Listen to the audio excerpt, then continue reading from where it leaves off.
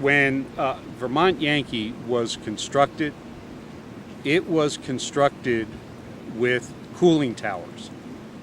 And the cooling towers were to serve the function that the river is now serving. The cooling towers cost money. Consequently, since the plant was first built in the late 80s, despite their promise of no impact on the river, they were given permission to raise the winter temperature of the river 13 degrees. I wasn't even here when they got that permission. In 1991, they were given permission to raise the summer temperature, the time between the late 80s when they got the winter temperature increase and 1991 when they got the summer temperature increase. They were not allowed to increase the temperature in the summer. In 91, they got permission to raise the temperature of the entire river 5 degrees. That, in our opinion, has stopped the migration of the American shad south of the thermal plume discharge from Vermont Yankee. And what it has meant is that the fish are being denied their historic habitat all the way up to Bellows Falls from the Long Island Sound. And in terms of my experience as a professional fly fishing guide and someone who is part of the guide world, I can tell you that I no longer am able to fish for shad at the Bellows Falls Dam, which I did for 7-8 years.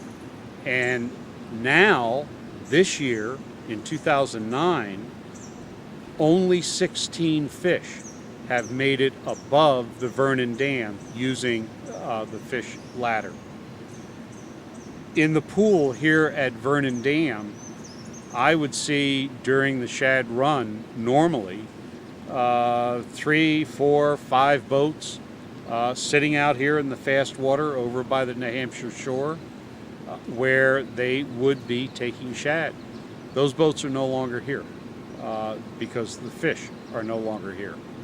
And so we have seen a dramatic decline in the American shad run above Turners Falls, Massachusetts.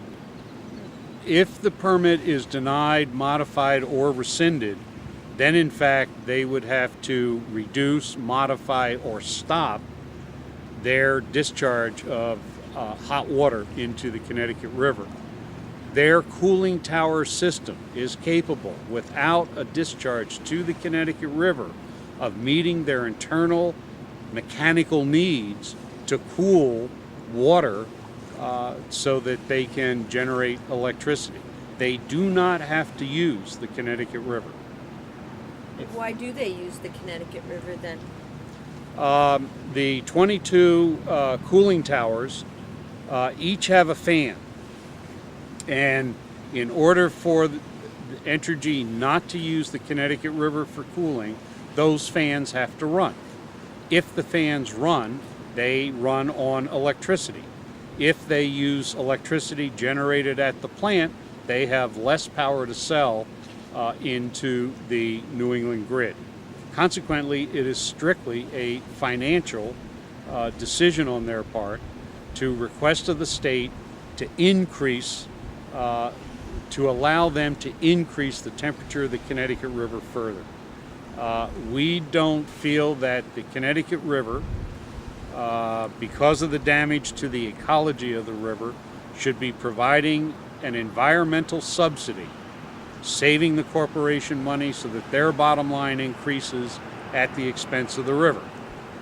And we feel that the plant was constructed with the cooling towers, capable of cooling, meeting all of their cooling needs without using the river. That's what we were promised when the plant was built, and we would like to hold them to it, hold them to that promise, to not use the Connecticut River to increase their bottom line. Everything that they are doing is completely legal and permitted. So the case is in fact against the state of Vermont, Agency of Natural Resources. They have deferred to Entergy, Vermont Yankee, in terms of the court presence. In terms of our appeal to the environmental court, we were faced with a battery of, I believe, 7 attorneys, and at any given day in court there were at least 4 consultants that were present. All of that was paid for by Entergy, and they were providing the defense of the permit. The state has filed both a brief in terms of the Supreme Court and was present in court and presented their fisheries biologist, ecologist in terms of defending their permit, but most of the court presence, most of the court expenses were borne by Entergy Vermont Yankee.